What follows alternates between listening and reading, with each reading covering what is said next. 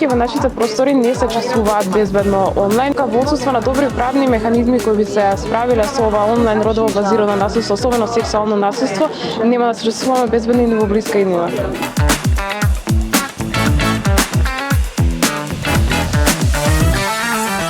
Со развојот на технологијата, формите на дигитално родово базирано насилство овозможува тоа брзо да се шири, насилниците многу често не се откриени, токму правната рамка на земјите го занемарува тој факт дека сепак и покрај тоа што е дигитално родово базирано насилство, што е преку екран, дека сепак се случува и во реалниот живот. Потребни се повеќе механизми, потребно е препознавање на видовите на насилство во законите и во кривичниот законник во нашата земја.